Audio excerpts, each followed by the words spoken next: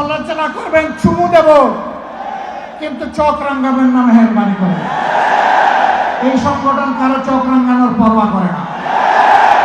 আমরা ভদ্র, কিন্তু আমরা বুকানো।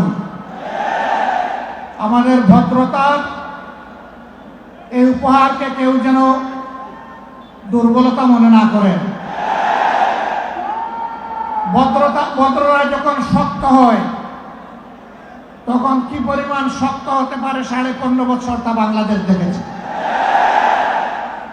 আমি কারো কথা বলবো না, কে কি করেছেন, কোথায় আপোষ করেছেন করেন না, এটা আমার সাবজেক্ট না।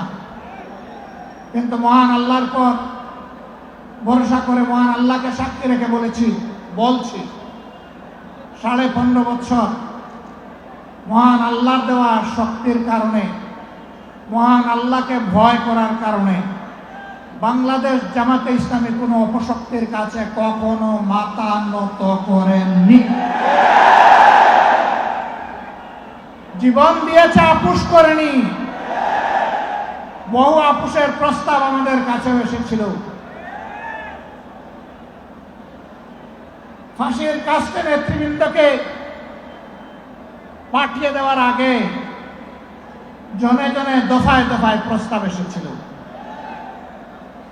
বাংলাদেশের জনগণ জানে, জীবিত অবস্থায় আল্লাহর সেই নেক বান্দারা, বাংলাদেশের বীর সন্তানেরা, তারা ওই সমস্ত প্রস্তাবগুলোকে পায়ের তলে ফেলে দিয়েছিলেন। আমরা তাদের উত্তরসূরি। সুতরাং মেহেরবানি করে আমাদের আর ধৈর্যের পরীক্ষা দিবেন না, তাকে মুক্তি দিন। কেন আমাদের নিবন্ধন আটকে রেখেছেন? নিবন্ধন তো জালিম সরকার কেড়ে নিয়েছিল। সেই জুলুম আপনারাও কি আমাদের উপরে করবেন? এই জন্য কি হাজার জনতা জীবন দিয়েছে? হাজার হাজার মানুষ পঙ্গুত্ব বরণ করেছে আবারও সেই বৈষম্য দেখার জন্য।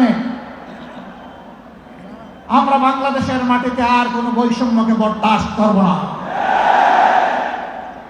সকল বৈষম্যের কবর রচনা না হওয়া পর্যন্ত আমাদের আন্দোলন অব্যাহত থাকবে ইনশাআল্লাহ। ফ্যাসিবাদের ভাষায় কেউ কথা বলবেন না, কথা বলবেন রাজনীতিবিদের ভাষায়। আমরা ওয়েলকাম করব, অভিনন্দন জানাবো। সমালোচনা করবেন, চুমু দেব, কিন্তু চোখ রাঙাবেন না মেহেরবানি করে। এই সংগঠন কারো চোখ রাঙানোর পরোয়া করে না।